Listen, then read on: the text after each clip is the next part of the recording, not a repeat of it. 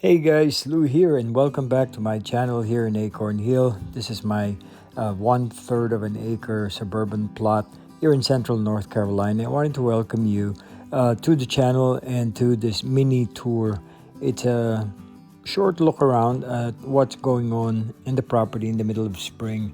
As you can see, things and plants that I have put into the ground have started raging on, and they are now on their way, growing and pushing not only blooms but also colorful and interesting foliage up from the ground. What you're seeing here is a shot that I took from the elevated garden, and down below is the new perennial border that I have been building. I started this back in, sorry about the camera, I started this back in the fall.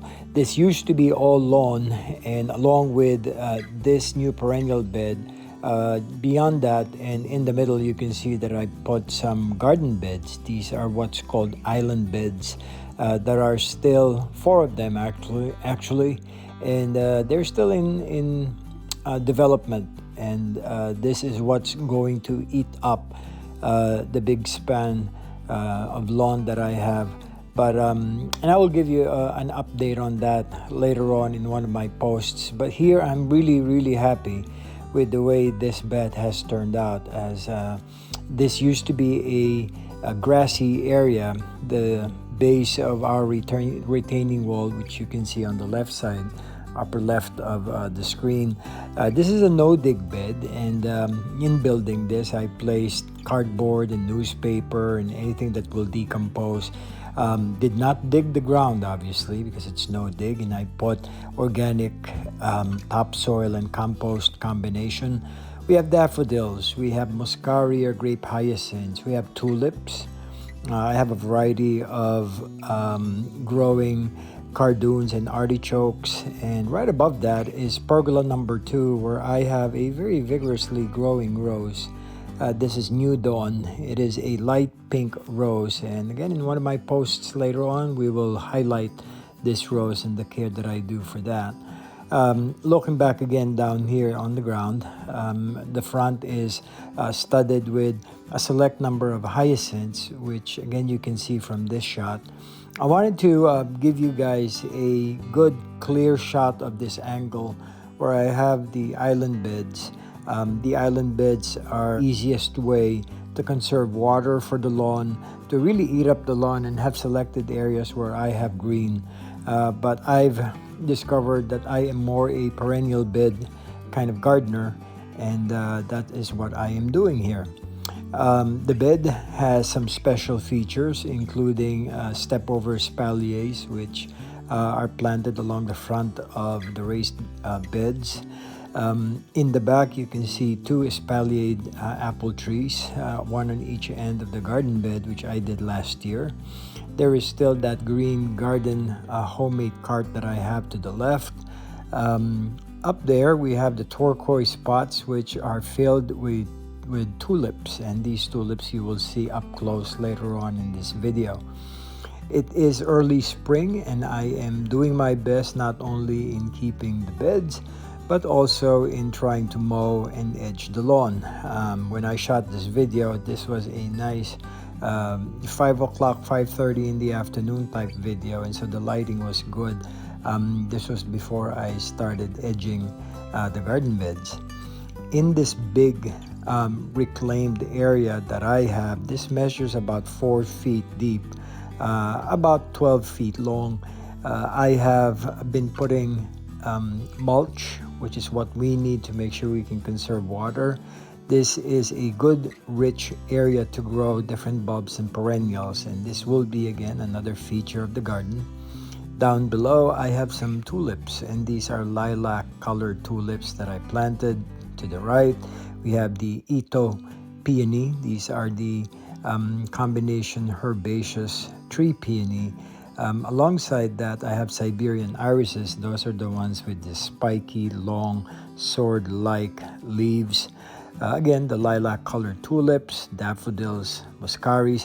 By the way, I have tulips here that are still growing at the moment. They are well protected, and nothing has been eaten by any bunny, any rodent, or any stray deer that have gone through my our property because of the daffodils and the muscaris. These are the retardants, keeping these plants from getting eaten by any bulb-loving rodent during the spring. Within this garden bed, there are crown imperial. There is also Eremurus or foxtail lilies, several peonies that have become our prized garden feature plants. These are good specimen plants that I have ordered and planted 3 years ago, and they have really liked the area that we have here in the garden. This is one of my favorite vistas in the garden, having the view of pergola. Here is the enclosure that I had built 2 years ago during the pandemic, and I did this so that I could enclose 4 big, vigorously growing limelight hydrangeas. It's the time for the limelight hydrangeas to be pruned, and there will be a separate video about pruning limelight hydrangeas. I have an old video of this that I will put up on as a card on the screen so you guys can reference how I did it. But again, as I was saying earlier, this is one of my favorite vistas where you can see pergola number 2 and 3, the garden structure, statue of 2 fruit baskets or fruit vases. And you can really see the highlight color of our turquoise spots. I've intended to have these spots be dotted on top of the elevated garden on those highlight features of the wall, and I think it's been a pretty good idea and a good addition to the structure and vertical elements of the garden. This tree, by the way, in between and in the middle of the limelights is a stray crepe myrtle.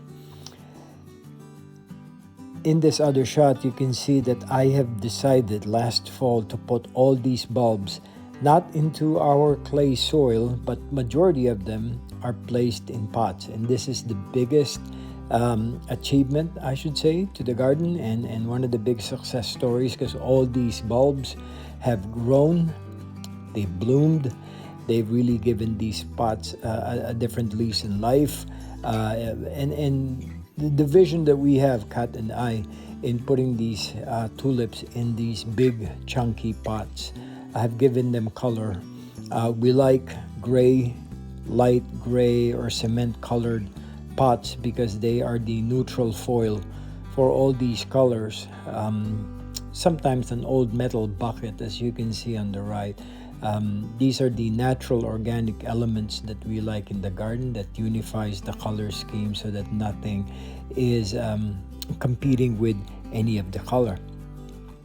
On top of the elevated garden wall, I have the retaining wall. I have many smaller pots, medium and small sized pots, where here is a good shot of this specimen hyacinth that we got. I forgot the name of this hyacinth, but nowadays as a new garden developer, we just go by color, texture, the height, and the actual product that you can see from catalogs. This was a special order bulb that we got from one of the specialty catalogs, and right above it, it's very conveniently located. There are 3, again, Ito intersectional peonies. Right behind that, to the very back and before the blue pot, is a viburnum. And we do this so that we could get not only color and scent, but it also gives us texture as this new elevated side of the garden gets the bloom year in and year out. Up close, this is one of the shots of the combination pot collection that we have. All our smaller pots are terracotta. They're planted with bulbs. This is the big terracotta resin pot that I have. We call it our Tuscan pots. And the color difference between that bright pink and the turquoise, again, was a success for the planting scheme. The front of our house, we have this gray resin pot, big one, that has the same pink tulips.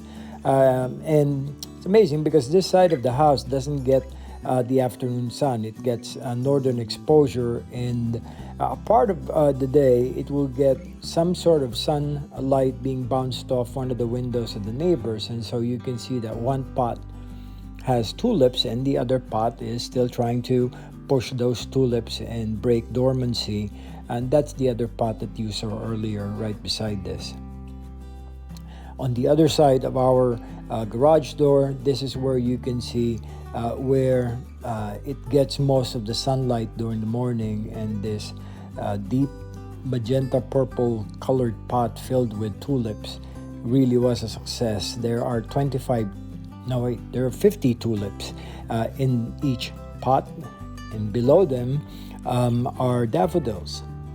In the middle and in the back of our property, there's some stray tulips that are still growing. These are tulips that I've grown last year. I have a tip on the next segment on how I made them bloom again, even though they're a year old. Some year old and more tulips don't bloom anymore, and there's a simple trick to making them bloom again. And doing this last year was a pretty good project for me that has now become one of my rituals in doing tulip aftercare. In our Zone 7B, North Carolina, Central North Carolina gardening weather, tulips get a beating. They get days where they bloom really well, and they're very irregular. Some tulips bloom well, while others at the same time are going through their gloom period, meaning they're now shedding leaves, and this is what you see in this clip. I know I'm getting ahead of you guys, being that my video right now is all about spring and the current blooms that we have here, but the temperatures in North Carolina vary from one day to the other, and some of the blooms that have preceded than the others is like this tulip right here have now started to get spent, meaning with the rise in temperatures and changes in the elements, the petals are now starting to be torn off. And this one is a classic example of an already almost spent type of bloom. What I do in this case is I don't let this bloom develop seeds, and the seeds of the tulip develop right there where the actual bloom is. So this is a goblet shape tulip, and so what we don't want is for the ovary, that part right there, to swell. And when that swells, sometimes even this part, the junction between at least for this tulip, I can tell this is the third year this tulip has bloomed, and this is where the ovary is where all the eggs, the seeds and the eggs of the tulip are located. We don't want that to develop into a big one, because seed production takes energy out of the bulb. And so what we want to do right now is we want to take this off, and that's what I do with all the tulips that I have in the garden. I don't let the petals fall off, and if they do, I make sure that I tear them off, and nothing as simple as just tearing them off like that. I keep the leaves because the leaves are solar panels, meaning they will continue to do photosynthesis, and that photosynthesis, the energy that they produce from that process, will now go directly into the bulb that's all the way underneath. There will be a separate video on how I will do my aftercare and post-care of all my tulips, but right now I thought that this is a segment that I wanted to include in my spring tour of the garden, and that just gives you a good idea of what I do for aftercare of the tulips. Heading back to the east end of the elevated garden, where we have the first turquoise pots filled with this pink tulips, I want you to take a look at this volunteer flowering pear tree. And I've described this almost similar to a galleon with its sail being up, because this thing is studded with white blooms and sway during a breezy morning. And here's another shot. I wanted you to really have a good taste of what's going on if it's windy or breezy. And you can really see the the glory of these tulips, as they say, but it's set off pretty well by that big foil of a tree that is right behind it on a clear blue sky. Early morning is when this was shot, and that just it really looks really well. Here's another shot of the blue pot that we have, along with the tree and the foliage and the different types of plants. It's a borrowed view almost, because those trees in the back, over to the right of the pear tree, are conifers planted by my neighbor. There's a lot going on in the garden in the spring. There's a lot of cleanup that I still have to do. And that's what gardening is to me. It is a process, and one cannot do this all in one go. I am enjoying all the things that I'm learning from, because each task, including cleanup, gives me the opportunity to discover small corners and little nooks and crannies within the property, where I now will learn the light requirements or the light opportunities, the soil requirements, and the different plants that I could put in and experiment with when I do my planting within these areas. This is a nice shot also of a homemade pergola that I did. I'm really proud of this project that took me about 3 or 4 weekends to complete. This is the bottom. I thought I'd take an upward shot from the bottom of that new perennial border, the herbaceous perennial border that I am still developing. But again, a different shot of the property from the ground, amidst all the daffodils looking over toward the pear tree. The pear tree has now become another staple in the garden and a stalwart. It is also a reference point. And so underneath that pear tree, you have the turquoise pot. To the left of it is the tutor that I built for our rose. Another shot of a different blue turquoise pot that we have with these blooming yellow daffodils that have now come up. There is this daffodil with that orange color or throat that I really like, with only 4 petals. And so that's so far it is the specimen plant that I have by way of daffodils.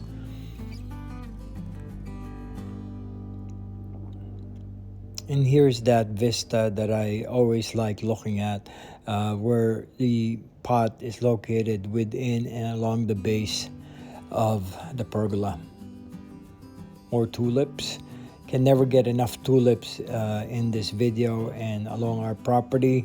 This tulip with the big pot is in front of the green tutor, where we have on that crawling arbor. Crawling on it is a climber, a rose climber, that hopefully we will get bigger blooms for the coming year. Another shot of the pear tree, including some of the choice trees that my neighbor has planted on the upper side of our property. And so that's the borrowed view that I was telling you guys about earlier.